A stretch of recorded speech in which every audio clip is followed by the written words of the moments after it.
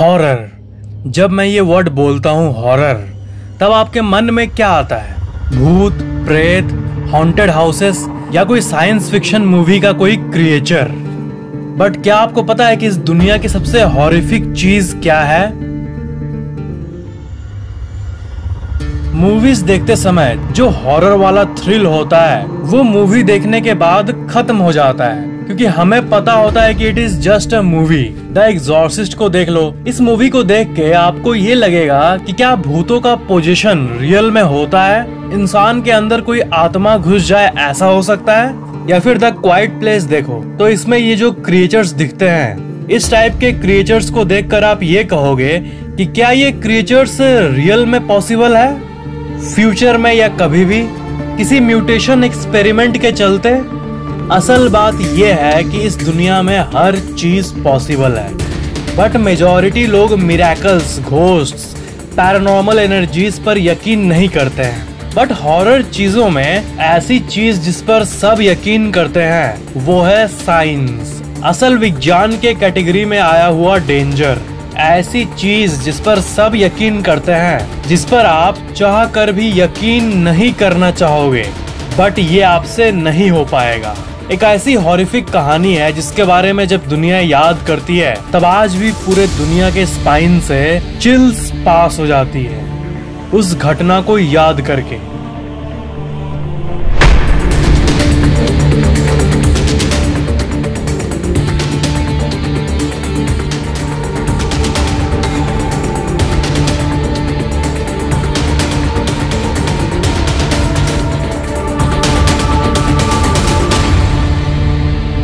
The Chernobyl incident.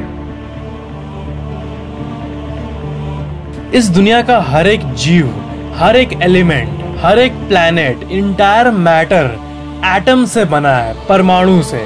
हर एक atom में energy होता है। एक एटम बहुत ही ज्यादा छोटा होता है। आपका ये जो पूरा फिस्ट है, आपका ये हाथ, इसमें करीब इतने एटम्स है। इतने सारे एटम से मिलाकर आपका हैंड बना है, और हर एक एक एटम में इनक्रेडिबल अमाउंट ऑफ एनर्जी होता है। और इसी एनर्जी को आइडेंटिफाई करके इंसान ने एटॉमिक एनर्जी को डिस्कवर किया और उसे यूज करना शुरू कर दिया, कुछ बुरे कामों के लिए और कुछ यूजफुल कामों के लिए। और यूजफुल के कैटेगरी में आता है न्यूक्लियर पावर प्लांट्स, जिसे एटॉमिक पावर प्लांट भी कहा जाता है। एक एटॉमिक पावर प्लांट में बहुत सारे रिएक्टर्स होते हैं, और उस रिएक्टर के अंदर एटम की एनर्जी यानी एटॉमिक एनर्जी का यूज करके हीट पैदा किया जाता है उसके अंदर, और उसी हीट की मदद से एक बड़ा टरबाइन घूमता है और उसी से बिजली प्रोड्यूस होता है। इंडिया में करीब 22 ऑपरेटिंग न्यूक्लियर पावर रिएक्टर्स मौजूद हैं, और पूरे दुनिया में 440 से भी ज्यादा न्यूक्लियर पावर रिएक्टर्स मौजूद हैं।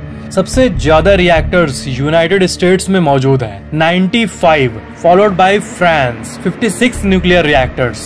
ये जो आप साइन देख रहे हो, ये दुनिया की सबसे खतरनाक साइंस में से एक है, जिसे कहते हैं रेडियो एक्टिव साइन। जहाँ भी न्यूक्लियर एनर्जी से रिलेटेड चीजें होती हैं, वहाँ पर एक ऐसा डेंजर मौजूद होता है जो कि इनविजिबल होता है, रेडिएशन। इसलिए हर एक न्यूक्लियर प्लांट में सेफ्टी सिस्टम्स होते हैं, वर्कर्स के लिए स्पेशल कपड़े होते हैं, और सारे नेसेसरी प्रिकॉशंस मौजूद होते हैं न्यूक्लियर प्लांट्स के सिस्टम में। बट कभी कभी हादसे हो जाते हैं। 26 अप्रैल 1986, टाइम सुबह के 1:23, लोकेशन चेरनोबिल, यूक्रेन। जिस जगह पर यह डिजास्टर हुआ उसके सामने ही एक बड़ा शहर था, प्रिप्यत नाम का, और वो एक बहुत ही फेमस शहर था, और लोग वहाँ खुशी खुशी रहते थे। करीब 50,000 लोग उस शहर में रहते थे। बट 26 अप्रैल 1986 के उस रात को सब कुछ बदल गया, सिर्फ चेरनोबिल के लिए ही नहीं बल्कि पूरी दुनिया के लिए। प्रिप्यत शहर के रहने वाले लोगों को अचानक से एक लाइट दिखी, एक बहुत ही ज्यादा चमकती हुई लाइट जो कि आसमान की ओर जा रही थी।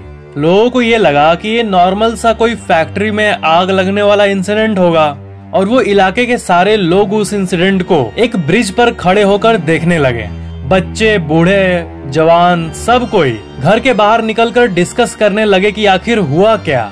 इस बात से अनजान कि रेडियो एक्टिव कणें उनके स्किन को चीरते हुए उनके बॉडी सेल्स के अंदर कैंसर पैदा कर रही थी। वो ब्लास्ट इतना पावरफुल था कि वो कुछ ही सेकंड्स में चेरनोबिल और उसके आसपास के पूरे शहर में रेडियो एक्टिव डस्ट को फैला दिया। सिर्फ पास के शहरों और इलाकों में ही नहीं, बल्कि जहां पर प्लांट था उससे 30 किलोमीटर दूर तक ये dangerous invisible radio active particles फैल गए। और ये सब हुआ था एक गलती के चलते। कुछ देर पहले उसी रात को चेरनोबिल के साइंटिस्ट्स उस न्यूक्लियर पावर प्लांट के अंदर सेफ्टी टेस्ट कर रहे थे। इस घटना को आप गलती भी कह सकते हो या फिर लापरवाही भी, क्योंकि एनाटोली डियाटलोव जो कि उस रात उस टेस्टिंग वर्क को सुपरवाइज कर रहे थे, वो कुछ इम्पोर्टेंट प्रोटोकॉल्स को फॉलो नहीं किए थे। न्यूक्लियर पावर प्लांट में कुछ भी करने के लिए एक हार्डकोर सेट ऑफ रूल्स होते हैं। उन्हीं रूल्स को उन्होंने नजरअंदाज कर दिया। फिर उस गलती के चलते अचानक से उस रिएक्टर का पावर बढ़ने लगा। अचानक से हैवी पावर सर्ज होने लगा। न्यूक्लियर प्लांट्स के अंदर जो फ्यूल रॉड्स होते हैं, जो कि मेन प्रोसेस के दौरान बहुत गर्म हो जाते हैं, वो बहुत ही ज्यादा गर्म हो गए। इवेंचुअली साइंटिस्ट्स ने जल्दी से उसको पानी में डालकर ठंडा करना चाहा, बट वो फ्यूल रॉड्स इतने गर्म हो गए थे कि पूरा का पूरा पानी का टैंक 1 सेकंड में भाप बनकर उड़ गया और स्टीम और हीट का एक इमेंस बिल्डअप बना और फाइनली वो 4th न्यूक्लियर रिएक्टर एक्सप्लोड कर गया। और उस रिएक्टर के अंदर जो मेन पार्ट होता है, कोर, वो इतनी तेजी से ब्लास्ट हुआ कि वो एक्सप्लोड होने के बाद 8 टन रेडियो एक्टिव मटेरियल्स को हवा में रिलीज कर दिया। उस रेडियो एक्टिव क्लाउड की जो टॉक्सिसिटी थी, जो जहरीलापन था, वो जापान के हिरोशिमा इंसिडेंट से 400 गुना ज्यादा थी। चेरनोबिल का वो रेडियो एक्टिव डस्ट 30 किलोमीटर से भी ज्यादा दूर फैलने लगा। जैसे जैसे वक्त बढ़ा, वो इनफैक्ट दूसरे कॉन्टिनेंट में भी जा पहुंचा। यूके में, पोलैंड, बेलारूस, लिथुआनिया, हंगेरी, इन सारे कंट्रीज में कैंसर पैदा करने वाला रेडियो एक्टिव डस्ट फैल गया, सिर्फ इस एक न्यूक्लियर पावर प्लांट के फटने के चलते।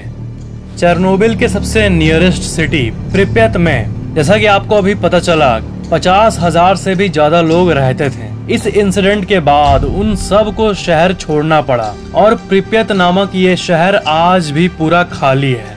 क्या आपने कभी गूगल में किसी जगह का पॉपुलेशन सर्च किया है और आपको 0 देखने मिला है? यह है प्रिप्यत, एक अबैंडन्ड शहर। प्रिप्यत के शहर का अभी का आप पिक देखोगे तो आपको वहां पर मौजूद बहुत सारी चीजें देखने को मिलेंगी जो कि सालों से अनटच्ड है। ऐसा मानो कि जमा हुआ है, एक फ्रोजन जगह की तरह। उन फैमिलीज की यादों में जो कभी यहाँ हंसते खेलते रहती थी। एंड आज भी ये चीजें रेडियो एक्टिव है। वहाँ के एक हॉस्पिटल में बहुत सारे फायर फाइटर्स के कपड़े रखे हुए हैं जो कि अभी आज के दिन भी रेडियो एक्टिव है। मीन्स उसको अगर आप टच भी करोगे तो आपके शरीर के सेल्स डैमेज होना शुरू हो जाएंगे। ये वही फायर फाइटर्स के कपड़े हैं जो कि चेरनोबिल पावर प्लांट में गए थे वहाँ पर आग को बुझाने के लिए। एंड ऑफ कोर्स, जैसा कि आपने गेस किया होगा, उसमें से कई फायर फाइटर्स कैंसर और रेडिएशन सिकनेस से मारे गए। जब वहाँ ये घटना हुई, तब जब साइंटिस्ट्स मापने गए कि इस डिजास्टर के चलते कितना रेडिएशन फैला है एनवायरनमेंट में, तब रेडिएशन का जो मीटर था वो ही ऑफ स्केल हो गया। छोटे से रेडिएशन मीटर का जो हाईएस्ट लिमिट था वो शो होने लगा, क्योंकि उसके आगे तो वो सुई जा नहीं सकता, जबकि रियल लेवल्स उससे हजारों गुना ज्यादा था। कितनी अजीब चीज है ना रेडिएशन। मतलब न दिखती है न ही महसूस होती है, बट अंदर ही अंदर चीजों को मारने लगती है। रेडिएशन शरीर के सेल्स के अंदर मौजूद डीएनए के अंदर केमिकल बॉन्ड्स को तोड़ देती है, जिसके चलते सेल्स को सरवाइव करने की इंस्ट्रक्शन नहीं मिल पाती है और बॉडी सेल्स रैंडमली ही इधर उधर ग्रो करने लगते हैं, बढ़ने लगते हैं बिना किसी इंस्ट्रक्शन के, और इसे ही कैंसर कहते हैं। डीएनए के अंदर पूरी की पूरी गाइड होती है जो कि आपके शरीर में मौजूद हर एक सेल को बताता है कि कैसे सरवाइव करना है, कौन सा न्यूट्रिएंट कहाँ भेजना है, कैसे प्रॉपरली ग्रो करना है, और इसी डीएनए को रेडिएशन डैमेज कर देता है।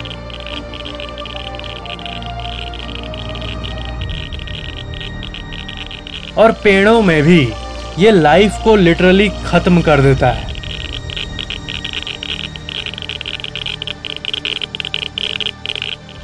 उस प्लांट के चारों तरफ मौजूद पेड़ पौधे और जंगल ये भी रेडिएशन का शिकार हो गए और सारे ट्रीज अपने आप ही डैमेज होने लगे। एक बड़ा जंगल का एरिया आज भी मौजूद है और ये द रेड फॉरेस्ट के नाम से जाना जाता है। जिस ब्रिज के बारे में आपने जाना, जिस पर खड़े होकर शहर के रहने वाले लोग उसके डेंजर से अनजान उस घटना के बाद आग को खड़े खड़े देख रहे थे, उसे ब्रिज ऑफ डेथ के नाम से भी जाना जाता है और वो ब्रिज आज भी मौजूद है। आज की कंडीशन की बात करें तो इतने साल बीत गए पर उस जगह पर पूरी तरह से रेडिएशन खत्म नहीं हुआ। उस न्यूक्लियर प्लांट के बेसमेंट में एक एरिया है जहां बहुत सारा न्यूक्लियर वेस्ट है। इसमें सीमेंट और बहुत टाइप के वेस्ट है और ये इतना डेंजरस है कि इस चंक के पास अगर आप 1 घंटे खड़े हो गए तो आपकी इमीडिएट मौत हो सकती है बिना इसको टच करे। सिर्फ खड़े खड़े मौत, इंटेंस रेडिएशन के चलते। इस मास के चंक को नाम दिया गया है द एलिफेंट्स फुट।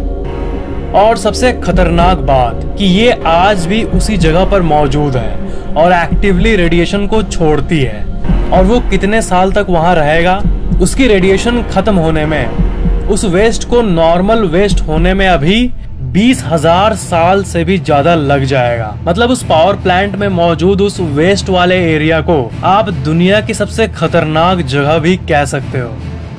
अगर उस घटना के दौरान ये वेस्ट बेसमेंट के बदले ऊपर आ जाता या किसी तरह प्लांट से बाहर आ जाता, तब जो होता that is beyond anything you can imagine. अभी के टाइम पर चेरनोबिल के उस पावर प्लांट के चारों तरफ एक सार्कोफेगस बना दिया गया है, एक ऐसा स्फीयर जो कि डेंजरस रेडिएशन लीक को रोकेगा, उस एलिफेंट फुट से रेडिएशन बाहर आने से रोकेगा। और अब साल 2020 के बाद की बात करें तो उस जगह के चारों तरफ पेड़ पौधे भी अच्छे खासे खिल रहे हैं, बट चेरनोबिल के बेसमेंट में मौजूद वो दानव, वो एलिफेंट्स फुट आज भी मौजूद है। बट उस सार्कोफेगस के चलते उसका रेडिएशन अंदर ही पैक्ड है। तो ये थी दुनिया की सबसे वर्स्ट घटना की कहानी, जिसको अगले 20,000 सालों तक इंसान को भुगतना पड़ेगा। Thank you for watching.